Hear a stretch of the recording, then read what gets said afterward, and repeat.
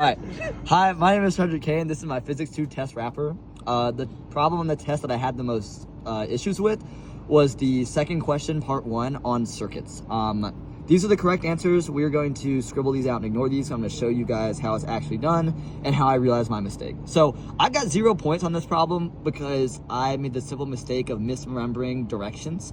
What I originally believed was that when we said current, we were talking about electron current rather than conventional current, which I then later realized after the test. So whenever we say current, we are in this class assuming about conventional current, which flows opposite to electron current. So let's talk about how to do this considering it is conventional current, not electron current. Now, first of all, what we know is that conventional current flows in the same direction as the electric field. What we learned from our very beginning of this class is that the positive charge, I need to make this red so you guys can see it, all my subscribers. All right, the positive charge hold on. The positive charge right here, we've got a negative charge on the other end, or we're assuming there's a negative charge there. So our electric field is going to be flowing outwards, and our electric field this way will be flowing inwards, meaning our electric field will be going around the loop like that, right? Now, like I said, what we do know is that our electron current flows opposite to our conventional current. So what this question is asking is to locate the direction of the drift speed of the electrons, the direction of the conventional current, and the direction of the electric field. What we do is we also want to represent the varying magnitudes of said currents by changing the lengths of the arrows. So we'll start with the first one right up here in our first thick piece of wire.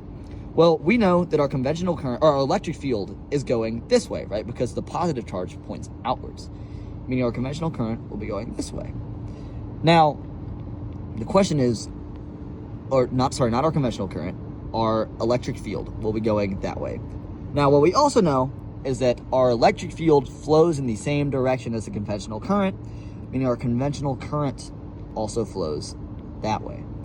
Now, the next part of this question is determine what direction the drift speed flows. Now, we know that drift speed is actually coincides or correlates with our electric field strength and flows in basically the opposite direction with similar magnitude.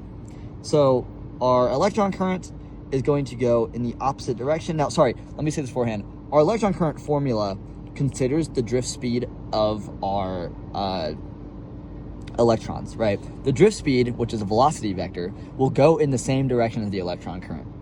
Now, if our electron current goes opposite to our conventional current, and our conventional current goes in the same direction as the electric field, then our drift speed must also be going opposite to our electric field and conventional current, meaning this is our drift speed. Now, things get a little bit more interesting when we get to the thin piece of wire. Things, or not necessarily the directions, but the magnitude of said forces and fields are going to be different. So when we get to a smaller piece of wire, we know that's okay, so as I was saying, when we get to a smaller area, something different happens. What's going to happen is, so first of all, this is our formula for conventional current right here, right? As you can see, conventional current is equal to the amount of electrons flowing through the space times the area times the drift speed times the charge, I believe. Now, we can say that there is a direct relation between area and current. Now, if we isolate our area, we know that current is equal to, or NV just VQ is equal to our area. Or actually, a better representation of this would be this one would be, ignore what I just said. This would be better. So if our area is increasing, that means that our current must be increasing. But as we can see, if our area decreases, then our current must also be decreasing. So we know our current in the smaller area is going to go down. Now, but what if what happens to the drift speed if that happens? So let's isolate our drift speed. Our drift speed would be equal to we want this in terms of area.